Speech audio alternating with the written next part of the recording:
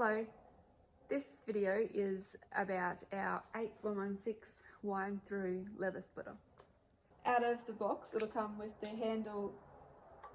You just need to slide it in here and line up the gears, and then the wind through will work. We will run through the adjustments for installing the blade and changing the space between the blade and the roller. So they conveniently have some writing on top so you know which way is up. Just slide in under these clamps.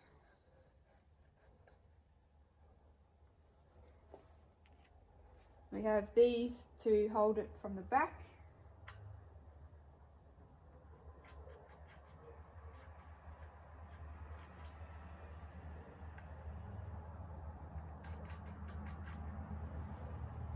And one screw to hold it in the middle.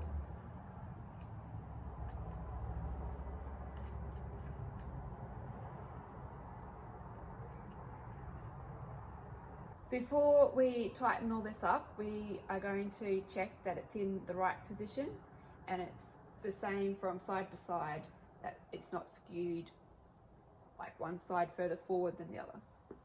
Hopefully you'll be able to see this.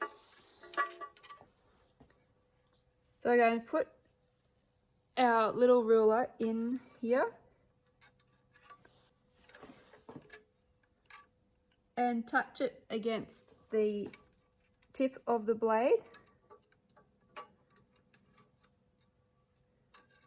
So I'm using this as a straight edge from the edge of the roller down to this flat surface.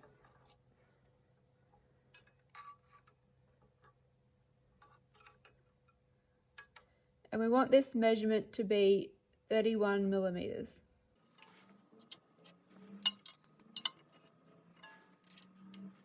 I will measure both sides of the blade, the left and the right, because it needs to be parallel.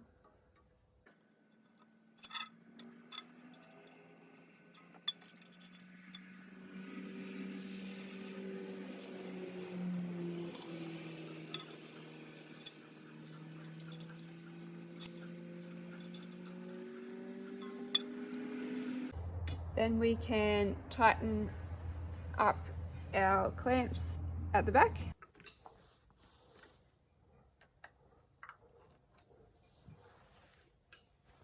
These are 14 mil nut, 14 mil spanner for these ones.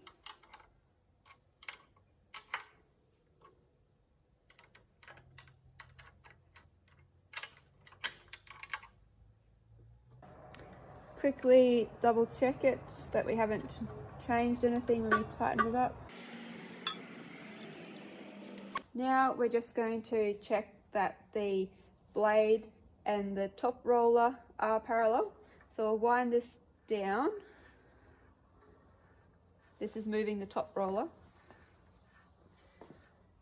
And just keep an eye on it because we don't want to jam the roller against the blade. Just wind it down slowly. What we're looking for is that when this is at a minimum, sort of at the 1, that the roller is sitting on the blade and it's parallel all the way across, is the same. Not sure if it's possible to see this on camera, but you see in there, this is the top roller, and we can just see the blade in there, and this is the bottom roller, the ribbed one. We wind down the top roller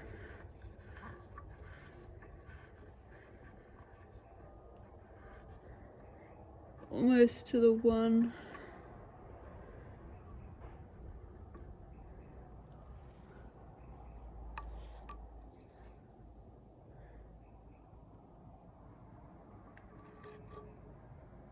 I'd say it's pretty impossible to see on the camera, but we're not quite to the blade yet. But it looks like it is closer on the right hand side than the left hand side. So we'll have to make a little adjustment. Let's make sure this is all the way down. So on this side we have these bolts here which are securing the blade holder on these slots. So this is adjustable.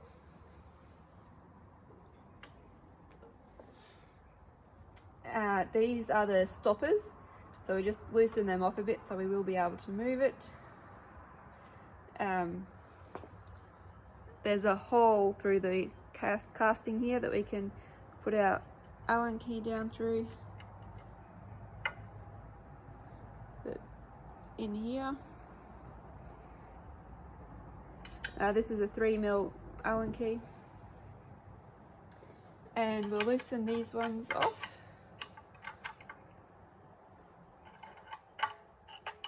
These are 17mm.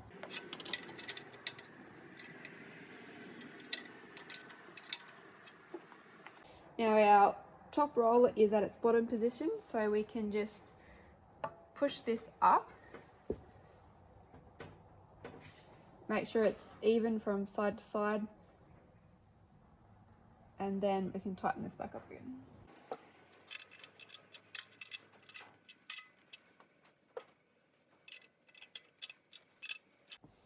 And we'll just wind the stoppers down to touch on that bolt again. Okay, so we have positioned the blade from front to back, evened it up, leveled it up with the top roller. Now we will adjust the bottom roller. So if we zoom in close again, we have our top roller and our blade we can see under there, and the bottom roller, and there's this space between the two, which is where our cut off leather will go. So we want to have this space level as well, and the amount of space there will affect how much leather is getting cut off. So in the end here, each side is the same. There is this spring which affects the tension on the bottom roller, and the adjustment for the height of the roller is made by winding these nuts here at the bottom. So to do this we need two 17mm spanners. First thing we need to do is loosen off the lock nut. We have two nuts here, the bottom one is a locking one. We just need to loosen it off first.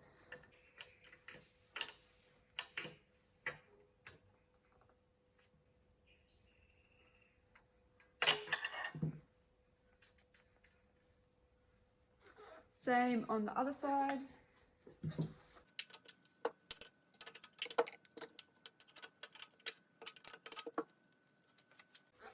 Now we can adjust the height of the bottom roller by winding this top nut up or down.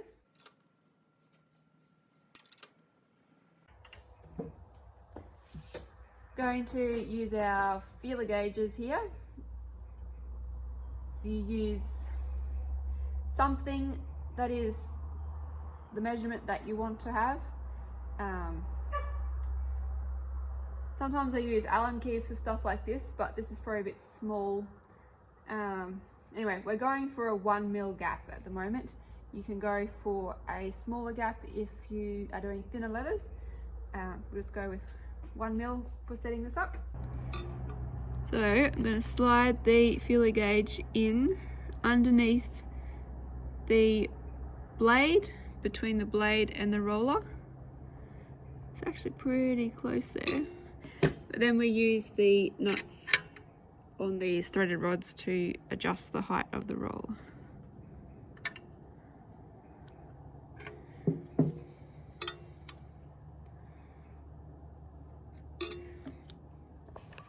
And we do the same to the other side, the other end of the blade, with the adjustment on this side.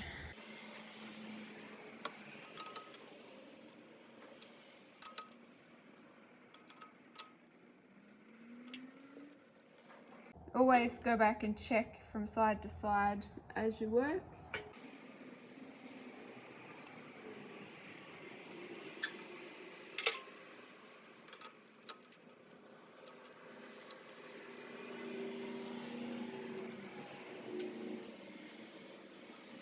Once we're happy that it's the same all the way across, we tighten it back up again. Being careful not to change the position of this nut while you're doing it.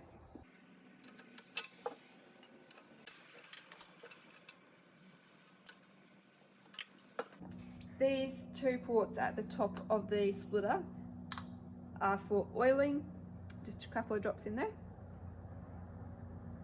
Adjusting our height of the roller and the pressure, and we've gone through the other adjustments. Bit of grease in here on the gears sometimes keep things running smoothly, and it should be good.